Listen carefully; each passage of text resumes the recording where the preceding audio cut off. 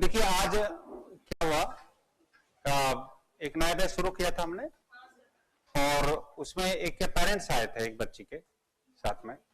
मैं आपको ये बताना चाह रहा हूं कि नकारात्मक और सकारात्मक सोच जो होता है, विचार जो होते हैं, उनमें क्या अंतर होता है और उनका क्या इफेक्ट पड़ता है हमारी लाइफ पर।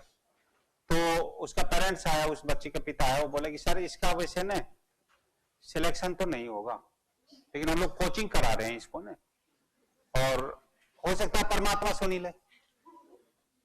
अब उसको ये पता नहीं कि हो सकता है परमात्मा इसकी मेहनत के लिए ही बैठा हो, कि मेहनत करे मैं इसको नौकरी दे दूं। मैं इसको एक उदाहरण से आपको बताता हूं कि नकारात्मक और सकारात्मक सोच का क्या अंतर इफेक्ट होता है हमारी लाइफ में, हमारे कंपटीशन पर, हमारे जीवन पर। रॉबर्ट जो फुल्टन थे, उसने भाप से चलने वाली नाव का आविष्कार किया था, साइंस वाले जानते हैं। तो उसने घोषणा कर दी कि भाई इसको मैं कल नदी में उतारूंगा।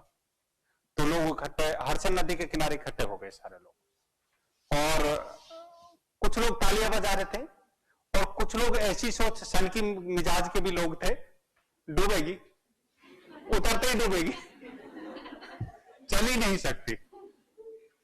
तो कुछ नकारात्मक सोच वाले भी थे, अब वो उतर तो गई, डूबी नहीं, बोले चलेगी नहीं, चलेगी नहीं, वो चली भी। कुछ लोग तालियां बजा रहे थे, तब उनमें से कुछ कह रहे थे रुकेगी नहीं, ये चलती ही रहेगी, रुकेगी नहीं, लेकिन वो नाव रुकी भी। तो नकारात्मक जो दृष्टिकोण होता है, अगर हम उसको वो करते हैं तो वो हमें आलसी बनाता है, हमें किसी समाज के प्रति, देश के प्रति, अपनी ड्यूटी के प्रति उत्तरदायित्व की भावना से दूर कर देता है। और उनकी सोच जो होती है ना, उनका करियर का निर्माण करती है। तो जैसे पेरेंट्स आते हैं, कुछ दोस्त होते हैं, इसका होगा नहीं, पिछली बार भी नहीं हुआ, इस बार हो सकता है पेपर ही लीक हो जाए, हम कहीं घूम ही चल देते हैं, मानसरोवर की यात्रा पर ही चल देते हैं, और जबकि हो सकता है भगवान यहीं बैठे हो, बेटा कहीं मत जाए, यहीं तैयारी कर ले, नौकरी मिल जाएगी तुझे। तो और लेकिन जो सकारात्मक सोच के लोग होते हैं, एक और कैंडिडेट आया था, वैसे तो साहब ये पढ़ने में होशियार नहीं है, लेकिन ये क्या जब पढ़ता है तो फिर इसका सिलेक्शन हो जाता है।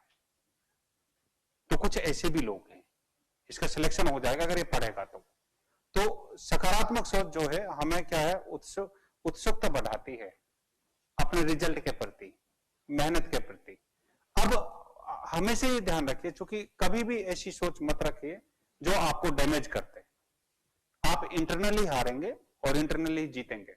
तो जब तक आप ये नहीं सोचेंगे कि भाई हम लोगों को हारना नहीं है, तब तक नहीं हारोगे आप लोग। मेहनत करो, डेली करो। जैसे 4 दिन मेहनत नहीं करोगे तो हमारी नेगेटिव अप्रोच हो जाएगी, और 4 दिन मेहनत करेंगे तो पॉजिटिव अप्रोच हो जाएगी। और किसी भी बच्चे के सामने ये मत कहो कि आपका नहीं होगा। जैसे हम लोग हैं, हम लोग क्या करते हैं, हमको क्या है, हमको अगर कोई बच्चा 10% जान रहा है तो हमको बहुत खुशी होती है। अगर वो 2% भी जान रहा है, 2% भी, तो हमको तब भी बहुत खुशी होती है कि इसको 98% हमें सिखाना है। तो हम इसको फिर इसको 97 में भी ले जाएंगे, फिर इसको क्या है, हम लोग वहां तक पहुंचा देंगे। तो एक एक टॉपिक से जब हम लोग चलते जाते हैं धीरे धीरे, तो हमको हमारा उत्साह बढ़ता जाता है। अच्छा, बच्चे के 2 टॉपिक हो गए, अब तीसरा कवर करेंगे, अब चौथा कवर करेंगे, अब 5वां कवर करेंगे। तो आप 1 से लेकर चलिए, 0 से लेकर चलिए, अंत तक जाओ। ठीक है, किसी भी स्टूडेंट से मत कहो आपका नहीं होगा, आपका होगा। जब आप मेहनत करें तो कुछ भी संभव है कंपटीशन में। और किसी भी पेरेंट्स को, किसी भी गार्जियन को, किसी छोटे बच्चे को या उसको, किसी को ये नहीं कहना चाहिए कि इसमें दिमाग कम है, इसमें ज्यादा है। तो बाजार में थोड़ी मिलता है तो दिमाग, वहां नहीं मिलता, आपके पढ़ने से ही हो जाएगा आपका सिलेक्शन। मास्टर जी जो होते थे ना पुराने विचारों वाले, इसका तो दिमाग नहीं चलता, ये इंटेलिजेंट है, शाबाश मोहन, शाबाश। अब उसने उस बच्चे को खत्म कर दिया, जिसका दिमाग, जिससे कहता था ना, वो डेली कहता था दिमाग नहीं चलता, पढ़ने में होशियार नहीं है, उसका दिमाग ही खत्म कर दिया उस बच्चे, उसका करियर खत्म हो गया। और लेकिन जिसको कहा कि नहीं थोड़ा सा भी पढ़ेगा तो हम लोग वो कर देंगे। तो पुराने टीचर्स और नए टीचर्स में यही अंतर होता है। तो आप लोग तो क्या है, मेहनत करो और कभी भी नेगेटिव अप्रोच लाओ मत आसपास भी।